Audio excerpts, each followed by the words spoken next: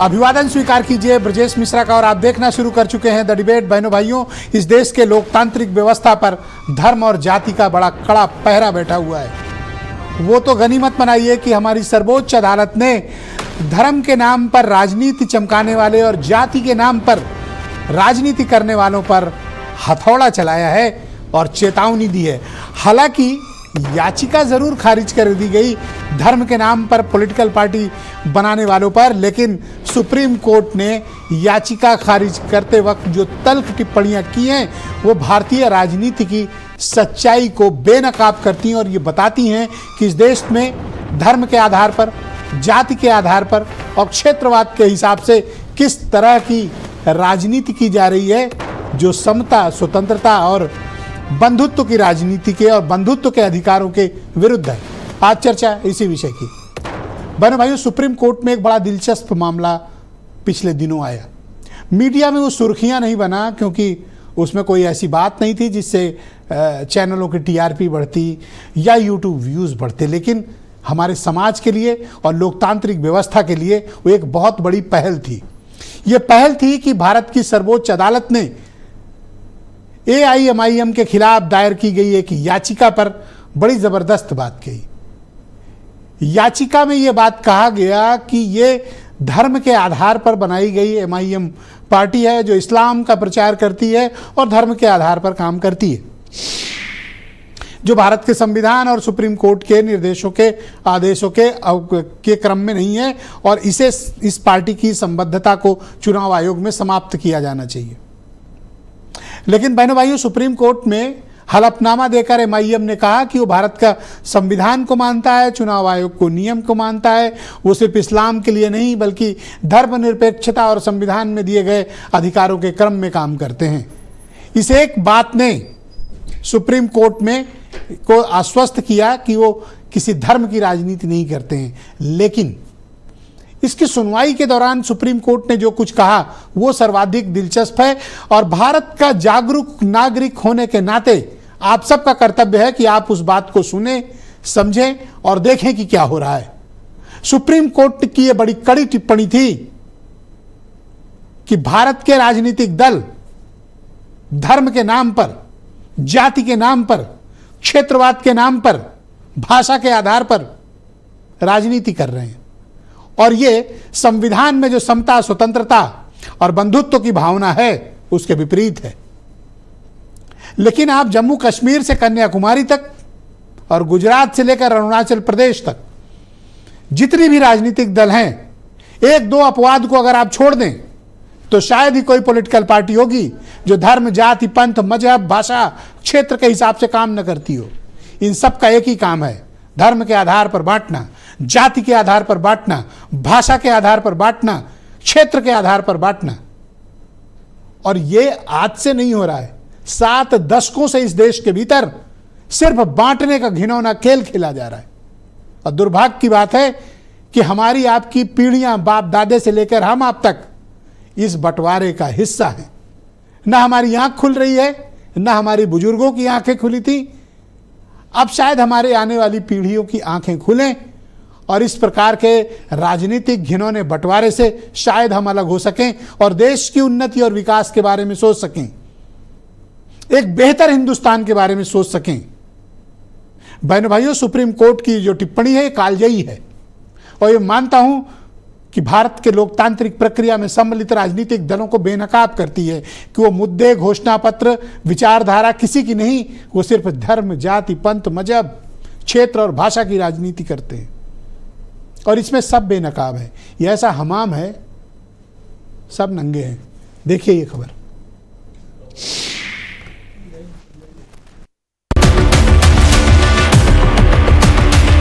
धर्म पे उछाला सियासी सिक्का तो कोर्ट का चलेगा हथौड़ा। किसी ने धर्म के नाम पर वोट मांगा तो पार्टी के रजिस्ट्रेशन पे चलेगा कानून का डंडा। भारत में ऐसी कोई पार्टी नहीं जो धर्म और जाति की बात किए बिना सत्ता तक पहुंच जाए। पिछले 7 दशक बाद आखिर ये मुद्दा कैसे उठा कि धर्म और जाति के नाम पर वोट मांगना गैर कानूनी हो सकता है।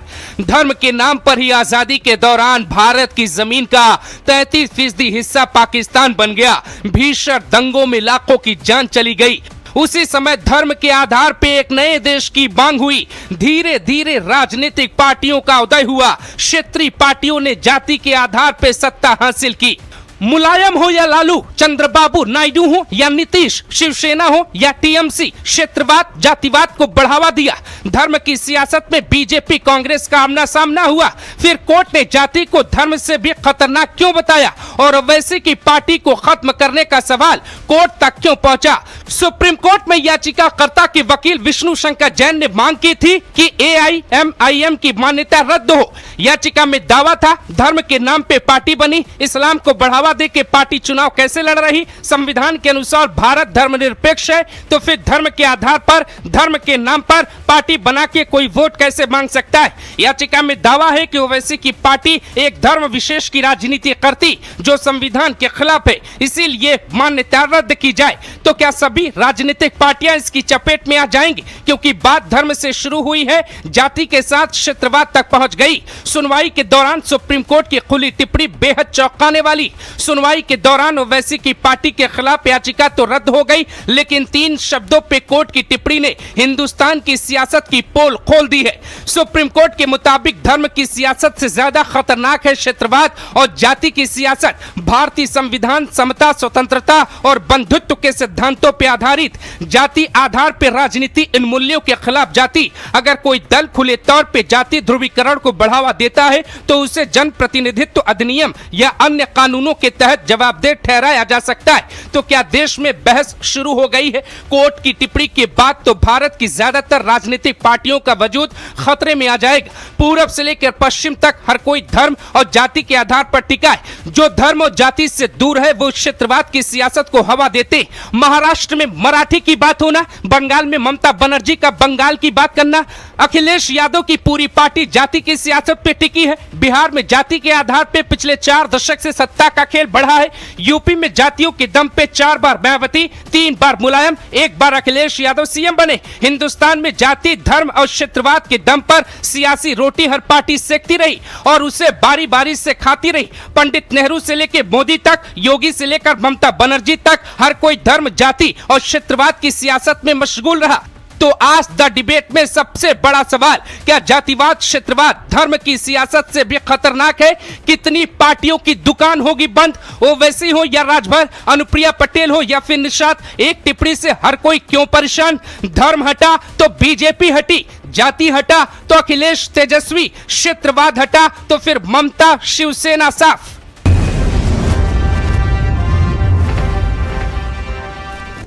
लेकिन बहनों भाइयों, क्या ये हटेगा? जिन्होंने धर्म, जाति, क्षेत्र, भाषा, पंथ, मजहब के आधार पर राजनीति का बंटवारा किया हो, क्या वो ऐसा होने देंगे? हमें आपको यहीं पर आंखें खोलने की आवश्यकता है। आज डिबेट इसी विषय पर करने वाले हैं। राजेश चौधरी भारतीय जनता पार्टी के प्रवक्ता और विधायक हैं, हमारे साथ मौजूद हैं। सीबी पांडे साहब संविधान के मामलों के बड़े जानकार और जज रह चुके हैं, हमारे साथ कार्यक्रम में मौजूद हैं। आसिम वकार MIM के राष्ट्रीय प्रवक्ता, IP सिंह समाजवादी पार्टी के राष्ट्रीय प्रवक्ता, प्रशांत आनंद उत्तर प्रदेश में कांग्रेस कमेटी के प्रवक्ता और वीरेंद्र सिंह जी हमारे स्टेट हेड। आप सभी का स्वागत और धन्यवाद। आसिम वकार साहब, सबसे पहले आपका धन्यवाद कार्यक्रम में आने के लिए। मैं आपसे जानना चाहता हूं कि आपकी ही पार्टी के खिलाफ विष्णु शंकर जैन ने एक याचिका दाखिल की जिसमें कहा कि MIM इस्लाम धर्म का प्रचार प्रसार करने के लिए राजनीतिक दल के तौर पर सक्रिय है। हालांकि यह याचिका खारिज हो गई, लेकिन इसके बहाने सुप्रीम कोर्ट ने जो कुछ भी कमेंट्स कर दिए वो बताते हैं कि भारत की राजनीति का चेहरा कितना विद्रूप है। मैंने देखिए, बहुत शुक्रिया आपका कि आपने इतनी अहम मुद्दे पर मुझे बुलाया। और विष्णु शंकर जैन के बारे में सिर्फ इतना कहना चाहता हूं कि अगर विष्णु शंकर जैन ने अपने धर्म के बारे में इतनी मेहनत की होती तो मैं समझता हूं कि वो भी कामयाब होते और बहुत सा हल निकल आता। जैन धर्म हमारे देश में माइनॉरिटीज़ के जो माइनॉरिटीज़ मज़हब है उनमें से एक है। विष्णु जैन साहब ने अगर इतनी मेहनत की होती जितनी वो MIM को लेकर और मुसलमानों पे करते हैं तो वाकई में इनको थोड़ा फ़ायदा होता, जैन धर्म को फ़ायदा होता। लेकिन मुझे लग रहा है कि विष्णु जैन साहब को अगर उनका धर्म का अगुवा बना दिया जाए तो वो अपने धर्म का विलय कर देंगे हिंदू धर्म में। मोदी जी के यहाँ जाके वो विलय कर देंगे कि नहीं साहब, जैन धर्म नहीं, अब हम सब हिंदू हैं। मुझे ऐसा लग रहा है कि जैन साहब की मनोस्थिति ऐसी हो गई है। दूसरी बात कि मैं समझता हूं हिंदुस्तान में MIM के बारे में जो लोग सोच रखते हैं, उस सोच पर आज पूरी तरीके से पर्दा डाल दिया है सर्वोच्च न्यायालय ने। माननीय सर्वोच्च न्यायालय का बहुत शुक्रिया। नाम रखना अलग बात होती है। अब आसिम वकार मुसलमान नाम है, लेकिन दिल में भारत बसता है, देश बसता है। हमें देश की चिंता है, हमें अपने मजहब की भी चिंता है, अपने लोगों की भी चिंता है, देश में दलितों की भी चिंता है। तो खाली नाम से, नाम रख लेने से यह कह देना कि साहब ये देश के बारे में नहीं सोचते हैं, या देश के खिलाफ है, या दूसरे धर्मों के खिलाफ है, ये मैसेज ठीक नहीं जाता। आपके पार्टी के नाम के लास्ट में मुसलमीन लगा हुआ है, इस कारण विष्णु शंकर जैन को तकलीफ हुई।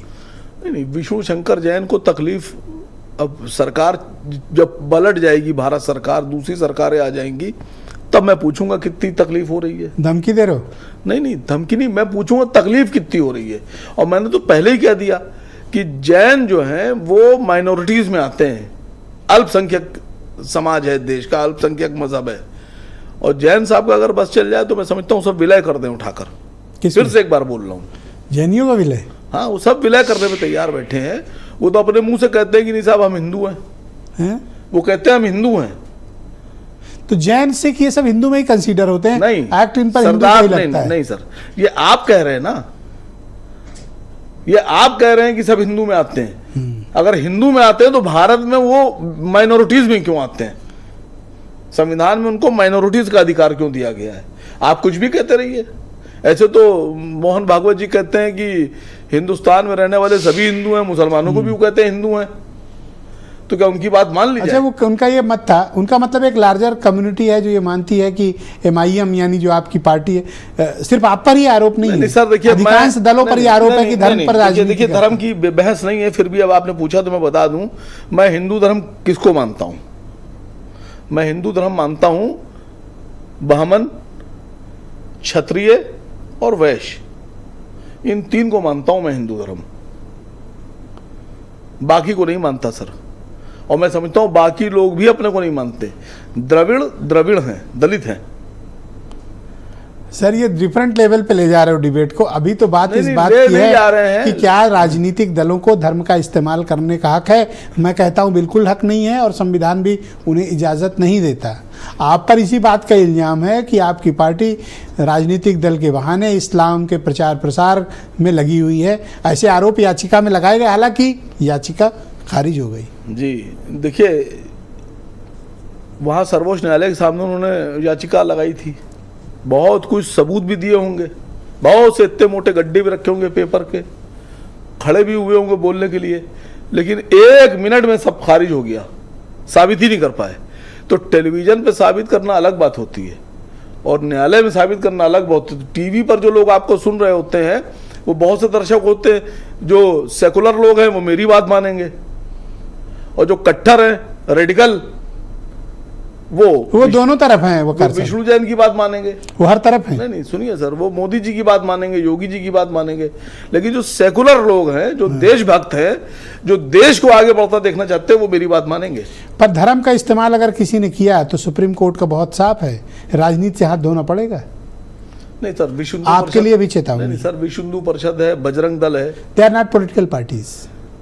आप कह रहे हैं ना, रजिस्टर्ड नहीं है। नहीं, आप कह रहे हैं ना, अपील करते हैं पार्टियों के लिए, इनको वोट दो, उनको वोट दो, इनको जिताओ, उनको जिताओ। तो अगर पॉलिटिकल पार्टीज नहीं है, पॉलिटिकल पार्टीज नहीं है, चुनाव आयोग में रजिस्टर्ड नहीं है ना? नहीं, तो उससे क्या मतलब है? अपील कर रहे हैं, खत्म हो गई बात। संगठन है। नहीं, संगठन है तो घर बैठ के, ये क्या बात होती है कि आप अपील कर रहे हैं? ये तो अनुषांगिक संगठन है RSS के। ओके, तो इसको अकाली दल क्या है सर? अकाली दल क्या है? अकाली दल सरदारों की, सिखों की एक पार्टी है। लेकिन मैं ये मानता हूं, अकाली दल हो, शिवसेना हो, AIMIM हो, मुस्लिम लीग हो, कोई भी लोग हों, अगर वो पार्टी का नाम कुछ भी रखें, लेकिन अगर वो देश हित में काम कर रहे हैं, देश के दबे कुचले लोगों के लिए काम कर रहे हैं, तो उनको अधिकार है। कुछ लोग कह रहे हैं इंटरनेट पे, फेसबुक पे और यूट्यूब पे लिख रहे हैं कि वकार साहब से कहिए कि अपनी पार्टी का नाम जो लास्ट में मुसलमीन है कुछ और कर लें, मसला खत्म हो जाए। नहीं सर, नाम बदलने को कह रहे हैं। नहीं नहीं, देखिए नाम बदलने की बात नहीं हो रही है। पहले अपनी सोच बदल लीजिए, जो देखने का ढंग है वो बदल लीजिए, नज़रिया बदल लीजिए, दिमागी जो आपकी जो जहनी कैफियत है वो बदल लीजिए, आंखों की जो आपकी देखने का क्षमता है वो बदल 6x6 चेंज कर लीजिए। हाँ, जब आप ये सब बदल लेंगे तो फिर आपको मुस्लिमीन में भारत नजर आएगा। MIM में नहीं, नहीं, मतलब फिर मुस्लिमीन में भारत नजर आएगा, पूरा भारत। ओके। और असद वैसी में एक सच्चा भारतीय नजर आएगा। लेकिन जब तक कि आपकी इन सब स्थितियों में आप जिस तो मैंने बताया सब चीजें खराब हैं, तो उसमें आप फिर कुछ ठीक से देख नहीं सकते। ऑलराइट, राजेश चौधरी भारतीय जनता पार्टी के प्रवक्ता और MLA हमारे साथ कार्यक्रम में जुड़े हैं। राजेश जी, आपका स्वागत। अगर धर्म के आधार पर राजनीति इस देश में बंद हो जाएगी तो सर ऐसा प्रतीत होता है कि आप बेरोजगार हो जाएंगे।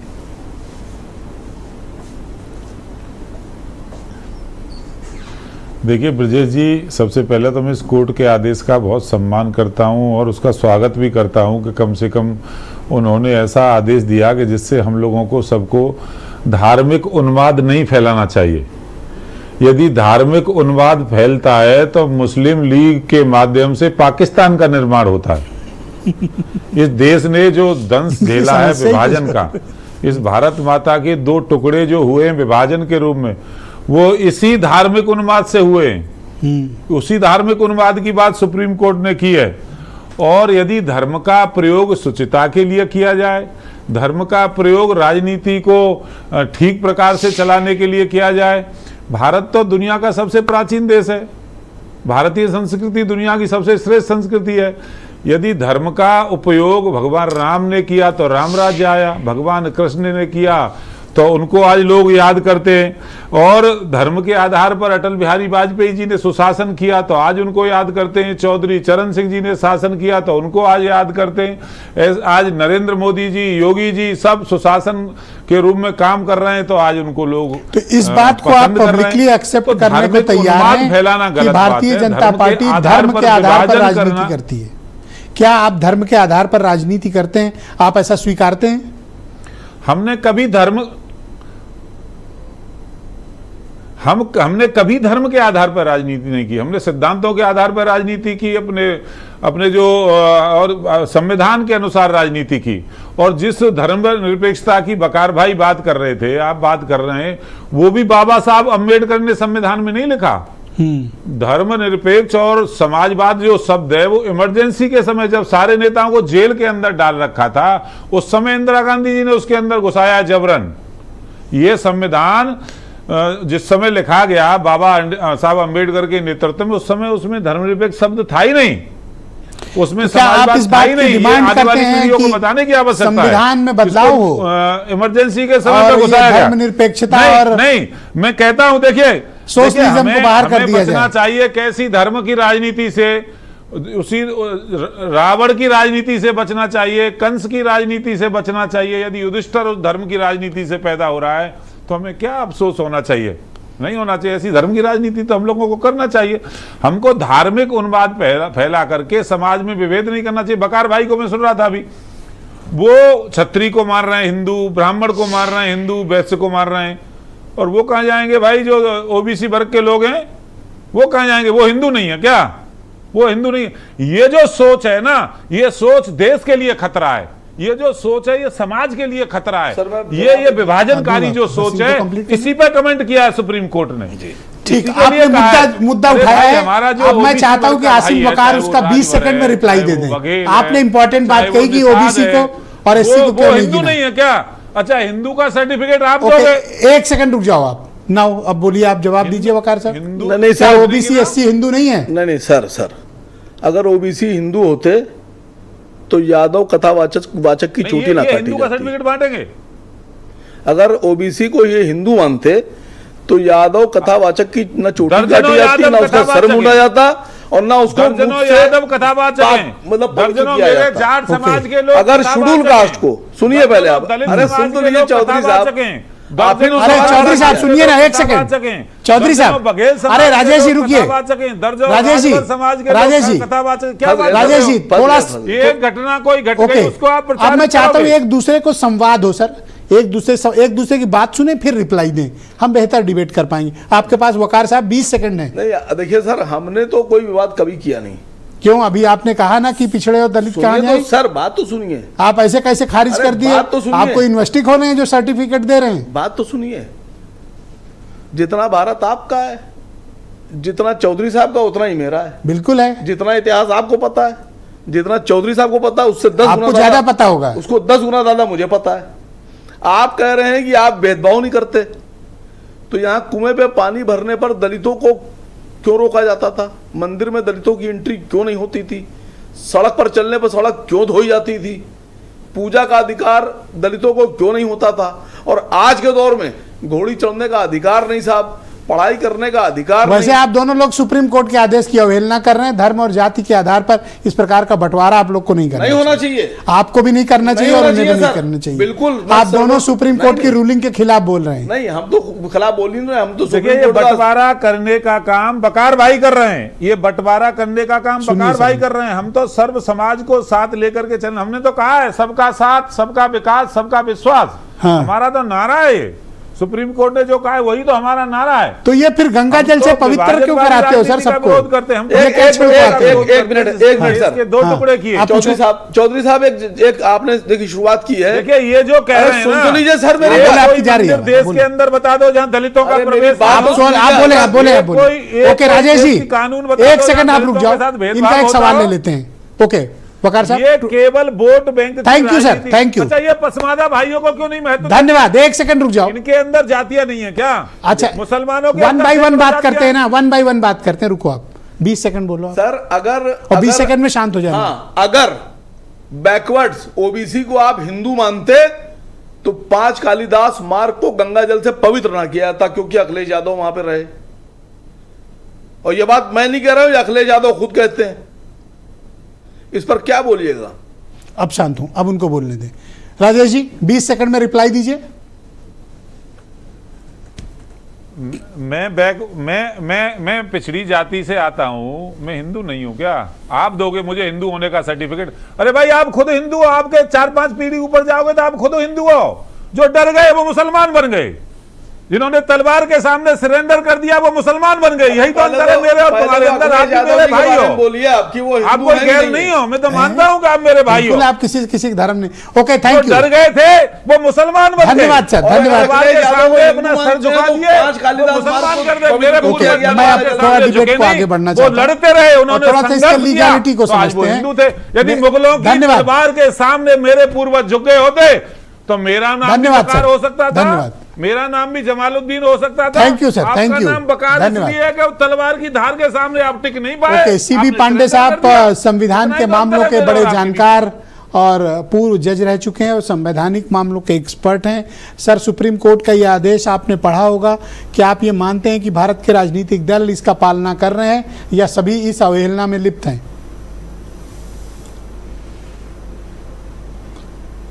एक तो बात जान लीजिए कि जब किसी भी राजनीतिक पार्टी का रजिस्ट्रेशन होता है तो उसी समय उनसे एक अंडरटेकिंग ली जाती है, जो कि फॉर्म में एक शपथ पत्र समझ लीजिए जी। कि हम धर्म का ये अपने संविधान के सभी प्राविधानों का हम पालन करेंगे और साथ साथ ये भी जो धर्मनिरपेक्षता का समानता का और इस तरह के 2-4 पॉइंट ऐसे हैं जो उसमें लिखा जाता है कि इसका मैं पालन करूँ। तो जब भी कहीं भी कोई राजनीतिक पार्टी अगर वो किसी भी रूप में अगर इन चीज़ों को लगता है किसी भी न्यायालय को कि इसका पालन नहीं किया जा रहा है, तो निश्चित रूप से वो कहेगी कि भाई आप सेकुलर तो है नहीं, चाहे अपने अंडरटेकिंग का आपने मान्यता दे नहीं रहे, तो आपको रजिस्टर्ड पार्टी होने का तो हक नहीं है। लेकिन सबसे बड़ी दिक्कत ये है कि नैतिक संविधान में जी। या पीपुल्स रिप्रेजेंटेशन एक्ट में पार्टियों का रजिस्ट्रेशन करने का तो इलेक्शन कमीशन को पावर है, लेकिन उनको रद्द करने का पावर नहीं है। और इसी का फ़ायदा उठा के एक बार तो वो शपथ पत्र देते हैं, लेकिन उसके बाद जो है चाहे वो धर्म का पालन करे या न करे, समानता का, बंधुत्व का, भाईचारे का पालन करे या न करे, वो समझते हैं कि हमारी राजनीतिक पार्टी का तो रजिस्ट्रेशन ख़त्म नहीं होगा। इसीलिए सुप्रीम कोर्ट ने इस मामले पर कुछ कर नहीं पाया, क्योंकि संविधान में वो कानून में कुछ है नहीं। अब सुप्रीम कोर्ट विशेष अधिकारों का प्रयोग करके करता तो फिर वो एक लगता है कि भाई किसी खास पार्टी के प्रति हमारा दुर्भावना हो सकती है।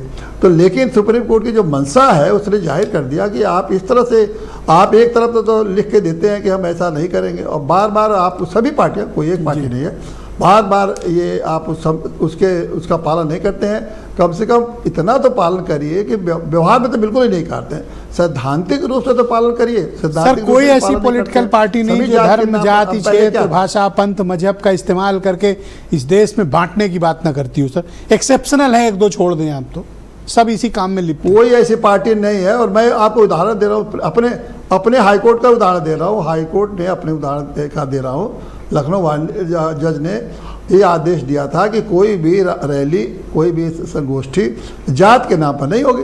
तो सारी पार्टियों ने इसका विकल्प निकाला कि प्रबुद्ध वर्ग की रैली हो रही है जात की रैली, और उसमें उसको नाम दे दिया प्रबुद्ध के। सभी अपने अपने जातियों की रैली खूब आराम से मीटिंग सीटिंग कर रहे हैं और नाम दिए हुए प्रबुद्ध वर्ग की। अरे तो ये जो राजनीतिक पार्टियां हैं, विश्वकर्मा सम्मेलन, नाई सम्मेलन, राजभर सम्मेलन, क्षत्रिय सम्मेलन, प्रबुद्ध सभा, क्या क्या ड्रामे रचते हैं ये लोग। तो ये जो राजनीतिक सत्ताधारी पार्टियां हैं, चूंकि अब खुद अपने करते हैं इसलिए उनको रोक नहीं पाती हैं।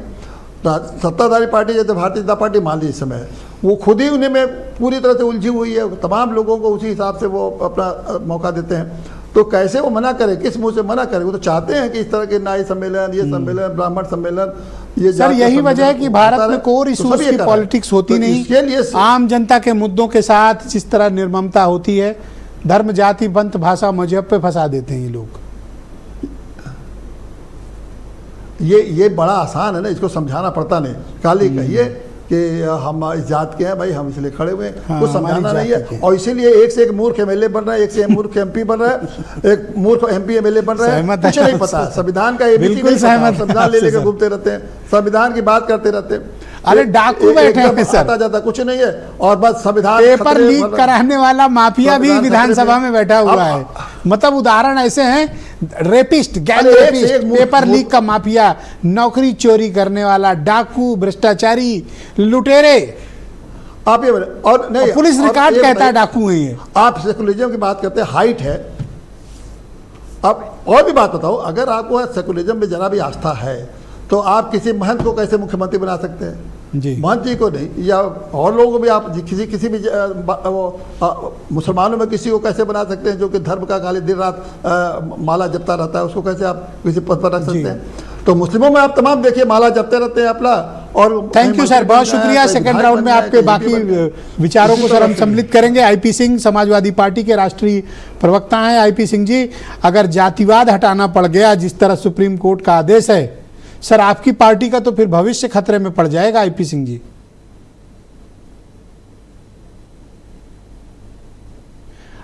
आपने म्यूट कर रखा है, उसको अनम्यूट करें प्लीज। क्षमा चाहता हूं ब्रजेश जी, आप प्लीज बोलें, आवाज आ रही है।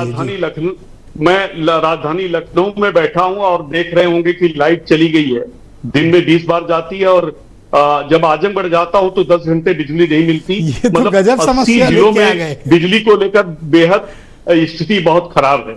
लेकिन कुल मिला के मैं ये कहना चाहता हूं, ये लखनऊ में लाइट नहीं है। आप सही, आप कहाँ, किस इलाके में रहते हैं लखनऊ में?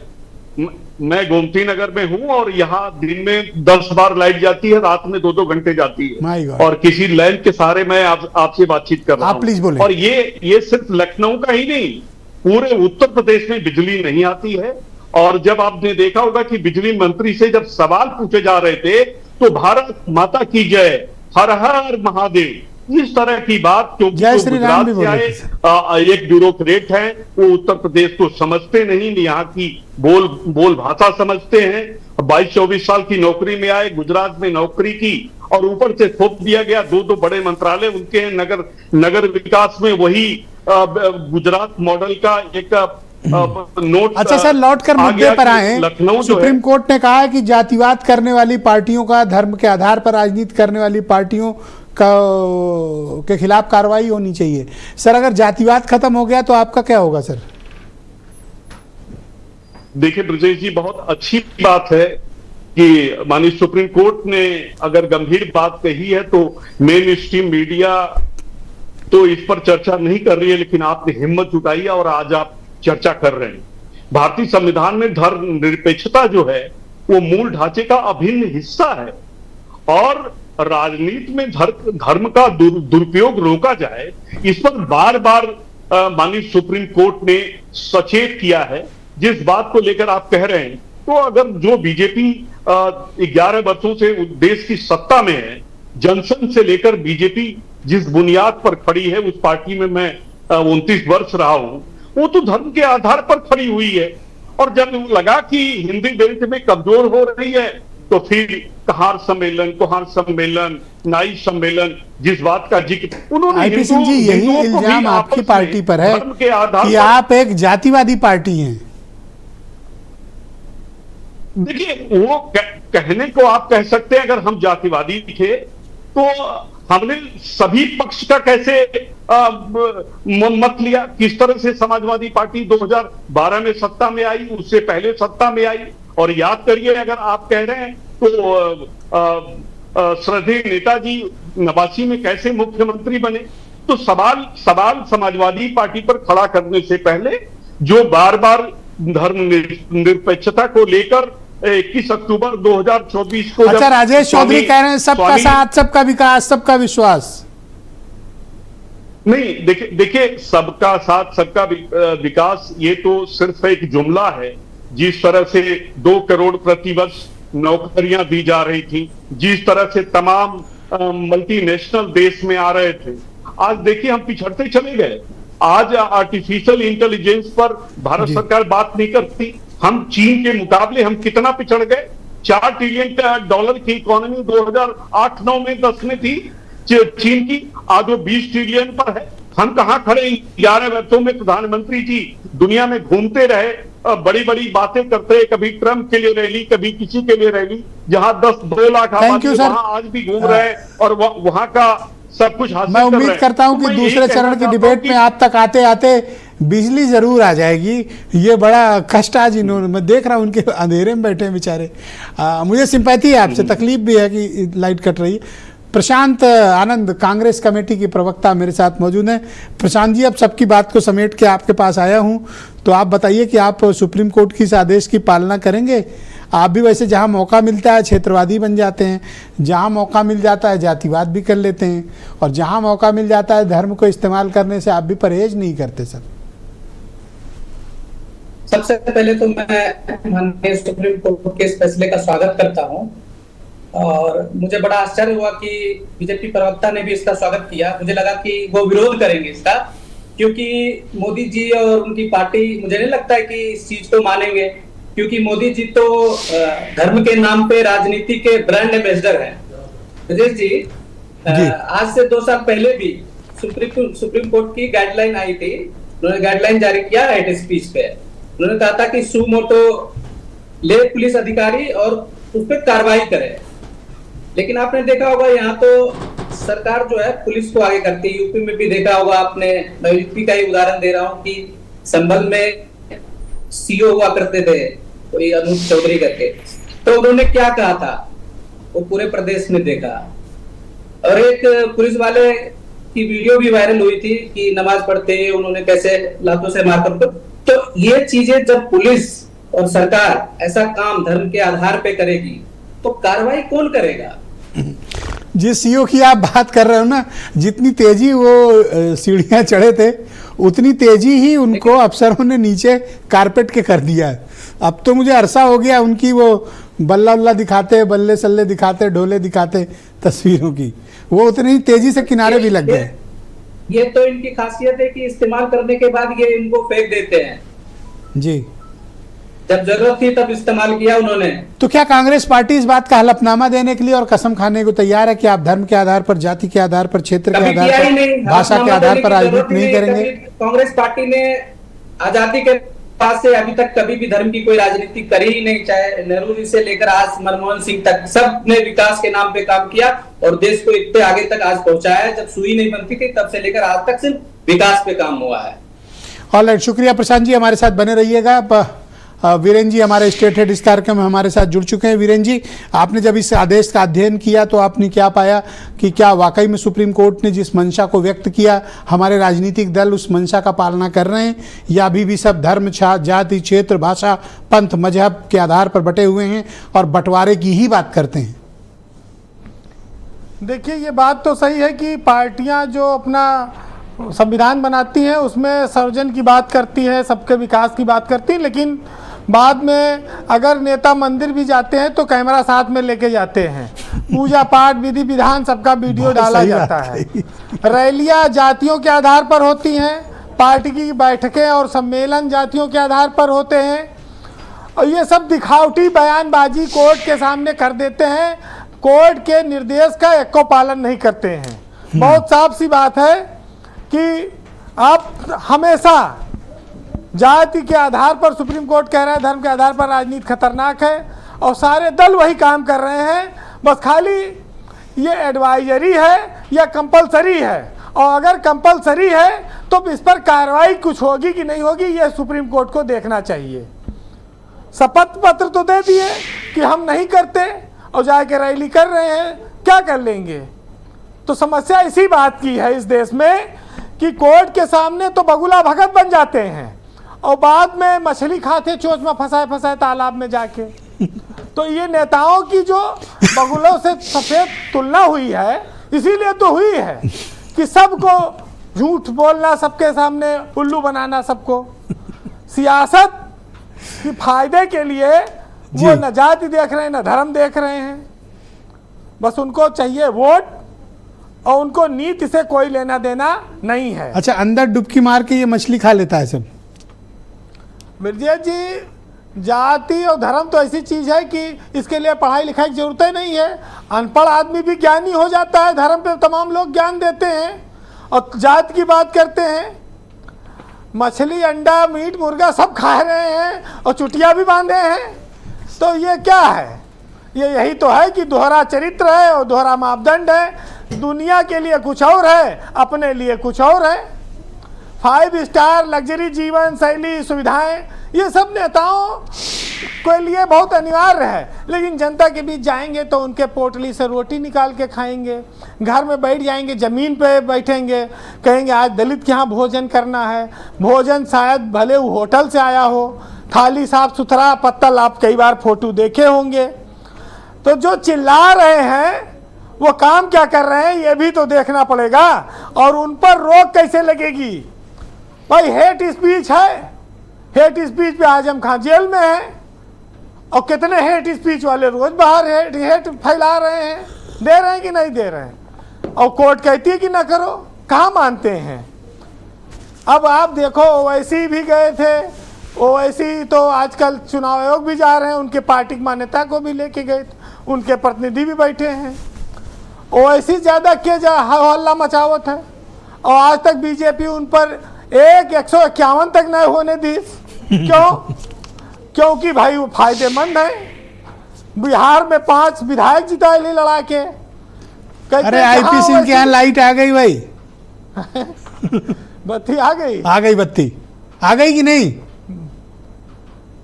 तो भाई ये विपक्ष के नेता हैं, इनके साथ अन्याय कर रही है सरकार। अरे मोहल्ले की कटी थी, आ गई, ऐसा नहीं है कि इनके साथ है। ब्रजेश जी, ये डिबेट के इन मौके पे आईपी सिंह के घर की बत्ती काट दी गई, लोग उनको देख ना पाए, सुन ना पाए। हाँ, ये बड़ा अन्याय वाली बात है। ये तो ये कुछ ऐसा लगा कि लोग इन्हें दे, लेकिन हमारा कैमरा इतना तेज है ना कि वो अंधेरे में भी इनको पकड़ लिया। देखिए, उनकी आवाज इतनी तेज है कि पूरा देश सुनता है आईपी सिंह की आवाज। वाह। तो इसलिए उनका जिंदाबाद रहना चाहिए।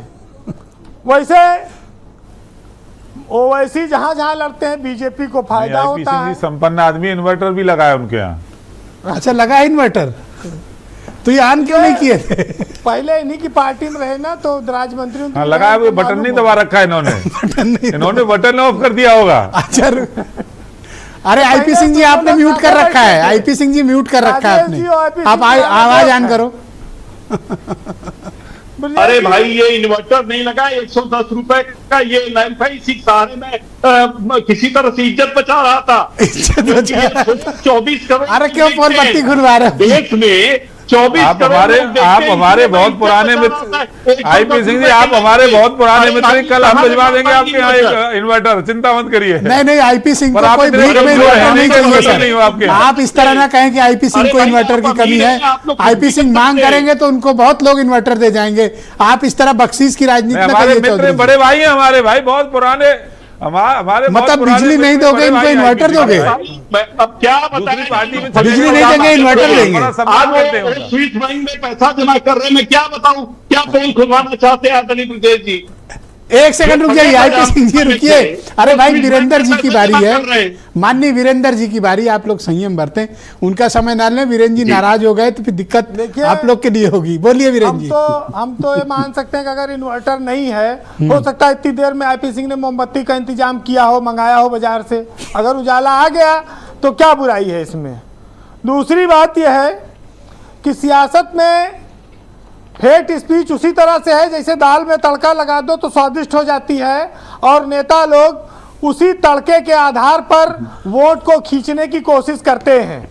अगर हेट स्पीच पे सख्त कार्रवाई होने लगे तो इस देश में बहुत सारी चीज़ें सुधर जाएं। ना तो लोग झूठा वादा करेंगे, ना किसी दूसरे के धर्म पर तीखी टिप्पणी करेंगे, गलत टिप्पणी करेंगे, ना जाति पर करेंगे। लेकिन इसमें बड़ी समस्या है। और वैसे ब्रजेश जी, धर्म कर्म तो सबका अधिकार है। मंदिर भी जाते हैं नेता, पूजा पाठ करने जाते हैं, सब करते हैं, वीडियो भी आता है। लेकिन नेताओं के पूजा पाठ की खासियत यह है कि वो सिर्फ अपना पद और अपने आत्म सुधार मांगने के लिए भगवान के पास जाते हैं। वो कहते जरूर हैं कि हमने आज जगत कल्याण की कामना की, लेकिन उसमें जो छिपा है उसमें यह है कि वो अपने कल्याण के लिए मांगने जाते हैं। अपने कल्याण के लिए वो कहीं हवन कराएंगे, कहीं पूजन कराएंगे, कहीं मंत्रोच्चार कराएंगे। बहुत कौन कौन जप महामृत्युंजय, और सावन के महीने में शंकर जी वाला भी बहुत होता है। ये तो पार्टियों के टिकट, धर्म, जात, ये सब एक बहुत बड़ा घालमेल है। इससे हम उबर नहीं पाएंगे, इस बात को हम लोग जानते हैं जी।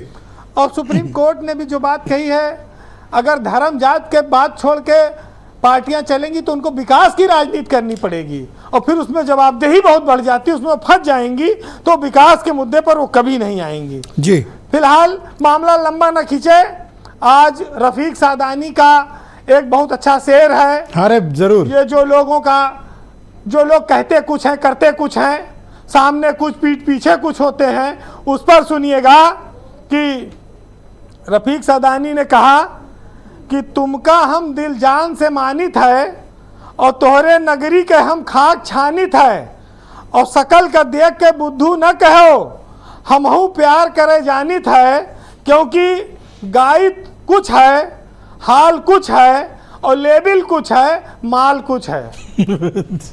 बहुत शुक्रिया वीरेंद्र जी, आपका बहुत बहुत धन्यवाद इन लोगों को आईना दिखाने के लिए। बहुत शुक्रिया। बहन भाइयों, क्विक राउंड है, दूसरा चरण है, हम तेजी से शुरू करते हैं। मेरे साथ आसिम वकार हैं, MIM के राष्ट्रीय प्रवक्ता हैं। वकार साहब, आप एफिडेविट तो ज़रूर देते हैं इस बात का, और फाइलों में भी आप दुरुस्त रखते हैं कि आपसे कोई ऐसी चूक ना हो कि आप पर कोई धार्मिक आरोप लगें। लेकिन आपकी पार्टी के नेताओं के और विचारों में और तकरीरों में जिस तरह की बातें होती हैं, उससे ऐसा प्रतीत होता है कि आप धर्म के आधार पर सिर्फ मुसलमानों की राजनीति करते हैं और उनका वोट चाहिए। नहीं, हमें आपका भी वोट चाहिए। आप हमें वोट देते नहीं सर, हमें राजेश चौधरी जी का भी वोट चाहिए। आप राजेश चौधरी जी हमारा वोट ना देते हैं, ना हमको, ना हमारा वोट लेते हैं। राजेश चौधरी जी की पार्टी अब हम पर पता नहीं क्या क्या आरोप लगाती है। बीजेपी पार्टी राजेश चौधरी जी की राहुल गांधी को पता नहीं क्या क्या कह देती है। कहती है वो हिंदू ही नहीं है, वो विदेशी हैं। समाजवादी पार्टी को कहती है नमाजवादी पार्टी। कहते हैं सर, यही लोग कहते हैं, मैं नहीं कहता, ये लोग कहते हैं। बहन जी के बारे में भी इन लोग के विचार ठीक नहीं है सर। अभी तो ऐसा कोई स्टेटमेंट नहीं है उनके लिए। आएगा, अभी आएगा सर। तो मैं समझता हूं कि जब साबित करिएगा तब बोलिएगा। वो पहले 17 तक कहा करते थे दौलत की बेटी। जी सर, आज तक एक भी मुसलमान दिखा दीजिए जो जैन धर्म के खिलाफ बोला हो। अरे जैनियों से क्या प्रॉब्लम हो गई? विष्णु जैन को क्या प्रॉब्लम है हमसे? वो एक व्यक्ति हैं, आप ये सबके खिलाफ PIL कर रहे हैं, आप पे भी कर दिया, तो आप जैनियों से नाराज इकट्ठा क्यों हो गए? सारे जैनी का मतलब विष्णु शंकर नहीं है। नहीं, विष्णु शंकर जैन मुसलमानों से क्यों नाराज हैं फिर? कभी किसी मुसलमान ने, किसी व्यक्ति विशेष ने भी किसी जैन के बारे में या जैन धर्म के बारे में, जैन मुनि के बारे में कोई अपशब्द नहीं बोले, ना हम कभी बोलेंगे। सर, हम सम्मान करते हैं जैनियों का। अब पता नहीं विष्णु शंकर जैन जी को मुसलमानों से कोई तकलीफ जाती तौर पे पहुंच गई है। अब ये तो वही बताएंगे कि उनको क्या तकलीफ है जाती तौर पर, छुपा रहे हैं वो। भाई आपको कसम खानी पड़ी ना कि आप धर्म के आधार पर राजनीति नहीं करेंगे। नहीं तो अब बीजेपी सुप्रीम कोर्ट में एफिडेविट देना पड़ा। बीजेपी के खिलाफ अगर इस तरह का केस होगा तो कसम तो सर ये भी खाएंगे जाकर। हाँ, लेकिन करेंगे आप लोग वही जो डिसाइड किए हैं? नहीं, करेंगे हम वही जो बीजेपी चाहती है। हैं? यस, भारतीय जनता पार्टी अगर इतना प्यार है, इतना कमिटमेंट है आपका बीजेपी के लिए, जो राजेश चौधरी कहेंगे आप वही करेंगे? नहीं, भारतीय जनता पार्टी ने कसम खा रखी है देश में सांप्रदायिकता फैलाने की। ओके। और हमने कसम खा रखी है भारतीय जनता पार्टी को मुंह तोड़ जवाब देने की। हम इनकी सांप्रदायिकता इनको नहीं फैलाने देंगे, इनको इनके गलत कामों में इनको कामयाब नहीं होने देंगे। बहुत शुक्रिया सर। बताइए भाई राजेश जी, ये तो इल्जाम लगा रहे हैं कि आप सांप्रदायिकता फैला रहे हैं, लेकिन एक कसम भी खाई है इन्होंने कि जो आप करेंगे वही ये भी करेंगे।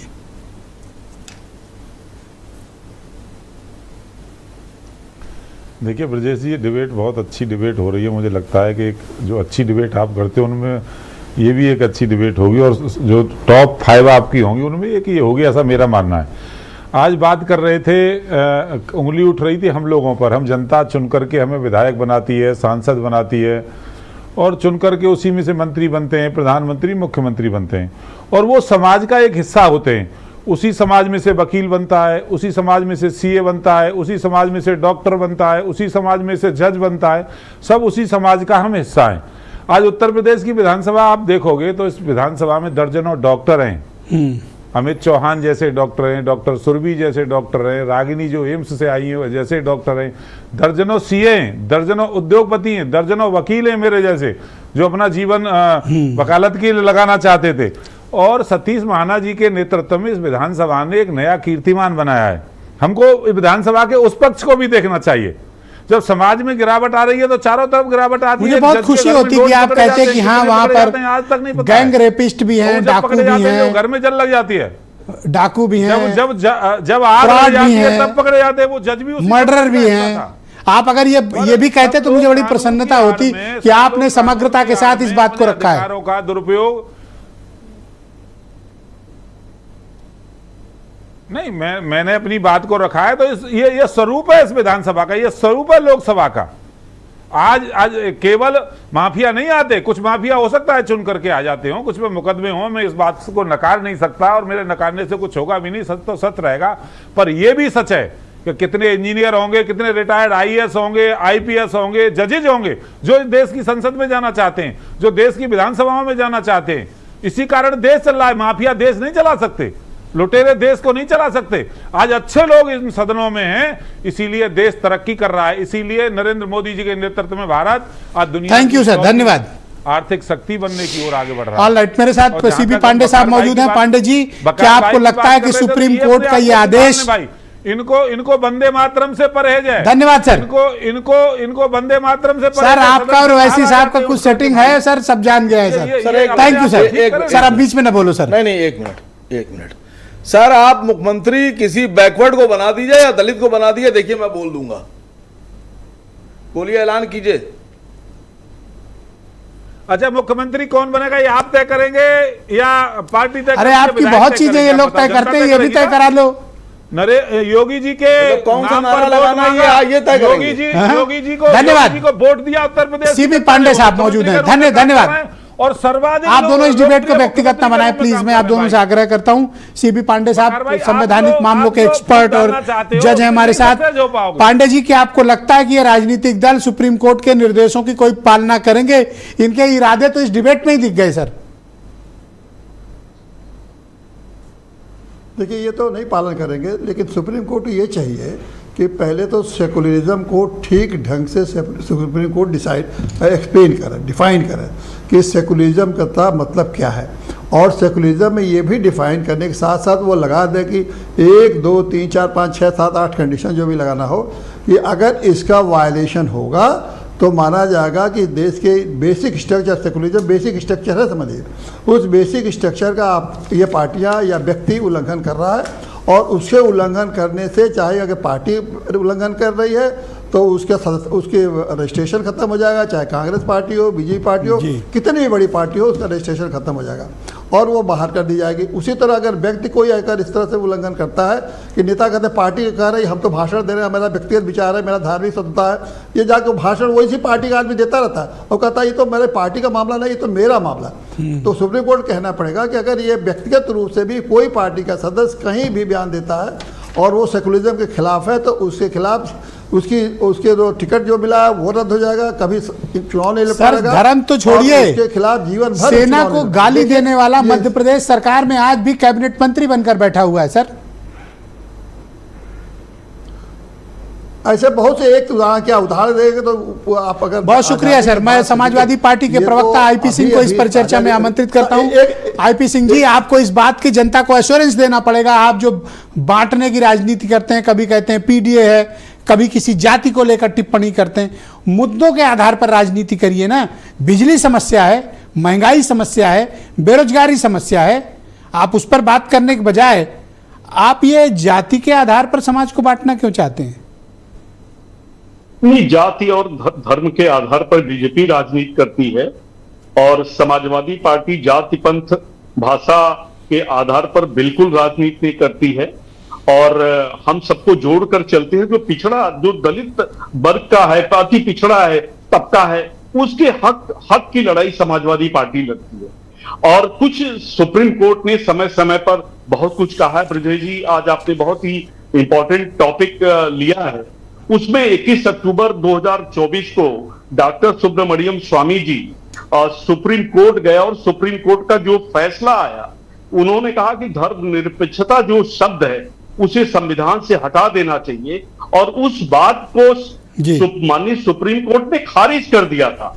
उसके बाद अगर देखा जाए 16 जुलाई 2025 को सुप्रीम कोर्ट ने कहा कि जो भी पार्टियां, जो भी लोग कंक्लूड करें सर, के नाम पर वोट मांगते हैं तो वोट मांगने वाली पार्टियों पर प्रतिबंध लगना चाहिए। एक व्यक्तिगत सवाल है सर, एक व्यक्तिगत सवाल है आईपी सिंह जी, एक पर्सनल क्वेश्चन है सर। राजेश चौधरी मुझे मैसेज कर रहे हैं कि वो कल आपको इन्वर्टर गिफ्ट करना चाहते हैं, क्या आप लेना चाहेंगे? अगर बीजेपी से और गिफ्ट ही लेना होता तो बीजेपी को ठोकर मार के यहाँ आता ही क्यों? बहुत शुक्रिया आपका, धन्यवाद सर। और मुझे ये तो सर ये बिजली कटौती झेलनी पड़ेगी। मेरा ये जो 125 रुपए का ये जो चार्जेबल लैंप है वो इनफ है मेरे लिए। बहुत धन्यवाद आपका। स्टूडेंट लाइफ से लगाव रहा है और आज भी पढ़ने में बहुत काम। Thank you sir. Prashant Anand ji, तो आपकी पार्टी को भी इस बात की एश्योरेंस देश को देनी पड़ेगी कि आप मुद्दों के आधार पर चुनाव लड़ेंगे, ना कि धर्म, जाति, पंथ, भाषा, मजहब, क्षेत्र के आधार पर। आपको ये बात इंश्योर करनी पड़ेगी। मैंने पहले भी कहा कि हमारी पार्टी कभी चौधरी जी नहीं चाहिए, प्रशांत जी बोलो और न कभी करेगी। मोदी जी जो है जिस तरह से राजा की जान तोते में था, उसी तरह से मोदी जी की जान धर्म की राजनीति में है। जब से उनकी सरकार आई है तब से ही सिर्फ हिंदू मुस्लिम का ही उनका एजेंडा रहा है, चाहे वो 370 हो, चाहे वो सीए हो, एनआरसी हो, 3 तलाक हो, लव जिहाद हो, गो रक्षा हो, बुर्का का हो, धर्मांतरण का हो, ये वक्फ बोर्ड का बिल हो, सब। मैं आपको एक उदाहरण के साथ अपनी बात को खत्म करूंगा और आपके विवेक पे छोड़ूंगा कि आप मुझे बताना कि क्या ऐसा व्यक्ति कभी भी धर्म की राजनीति को खत्म कर सकता है। एक यहाँ दिल्ली पटपरगंज का एक विधायक है अभी, वो पहले पार्षद हुआ करता था और उसकी सबसे बड़ी उपलब्धि थी कि मुसलमानों की दुकानों को ढूंढना। दिन भर वो घूमता था और मुसलमानों की दुकानों को ढूंढता था।